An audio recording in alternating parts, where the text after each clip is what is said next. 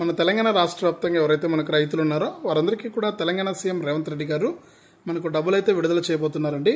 ఇక ఈ రోజు మన తెలంగాణ రాష్ట్ర వ్యాప్తంగా పార్లమెంట్ ఎన్నికలైతే జరుగుతూ ఉన్నాయి. మనం అందరం కూడా ఓటు హక్కు అనేది వినియోగించుకోవాలి. దయచేసి ప్రతి ఒక్కరు కూడా ఓటు హక్కు అనేది వినియోగించుకుని బాధ్యతాయుత పౌరుడిగా అయితే ఉండండి. ఇక ఈ రోజు అయితే మరి కాసేపట్లో ఓటింగ్ కూడా ప్రారంభమవుతుంది. దయచేసి ప్రతి ఒక్కరు కూడా ఓటు హక్కు అనేది వినియోగించుకోండి. ఇక రేపటి నుంచి మనకు రైతుల ఖాతాల్లోకి తెలంగాణ రాష్ట్ర ప్రభుత్వం మనకు ఎన్నికల కోడ్ అమల్లో ఉన్నా కూడా ఎన్నికల కమిషన్ అనేది అనుమతించింది కాబట్టి మనకు రాష్ట్ర వ్యాప్తంగా ఉన్న రైతులకైతే డబ్బులు అయితే జమ కాబోతున్నాయి.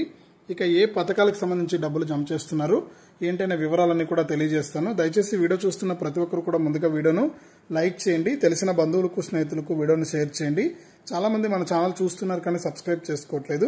దయచేసి ప్రతి ఒక్కరు కూడా సబ్స్క్రైబ్ చేసుకుని పక్కన వచ్చే గంట పైన నొక్కి మళ్ళీ వచ్చే ఆలనే గంట పైన నొక్కి ప్రతి వీడియోను కూడా మీరు అందరికంటే ముందుగానే మీ ఫోన్లోనే నోటిఫికేషన్ లేదా మెసేజ్ రూపంలో అయితే తెలుసుకోండి. దయచేసి ప్రతి ఒక్కరు కూడా వీడియోను లైక్ చేసి షేర్ చేసి సబ్స్క్రైబ్ చేసుకుని సపోర్ట్ చేయండి. ఇక వివరాల్లోకి వెళ్తే మన తెలంగాణ రాష్ట్ర వ్యాప్తంగా ఎవరైతే రైతులు ఉన్నారో వారందరికీ కూడా తెలంగాణ సీఎం రేవంత్ రెడ్డి గారు మనకు ఊహించిన ప్రకటన అయితే చేశారండి. గతంలో ఎవరికైనా సరే రైతు బంధు సాయం అందకుండా ఉంటే వారందరికీ కూడా రైతు బంధు సాయం కింద 25,000 రూపాయల వరకు కూడా జమ చేస్తూ ఉన్నారు.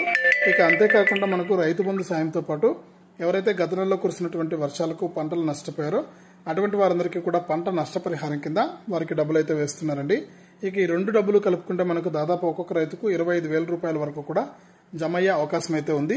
కాబట్టి తెలంగాణ రాష్ట్ర వ్యాప్తంగా ఎవరైతే మనకు రైతులు ఉన్నారో వారందరికీ కూడా డబ్బులు అయితే పడుతూ ఉన్నాయి. ఇక రేపటి నుంచి పడతాయండి. ఇక ఈ రోజు ఎన్నికలు జరుగుతున్నాయి కాబట్టి ఈ రోజు అయితే డబ్బులు జమ కావు. రేపటి నుంచి తిరిగి మళ్ళీ కూడా యథావిధిగా డబ్బులు అయితే జమ అవుతాయి.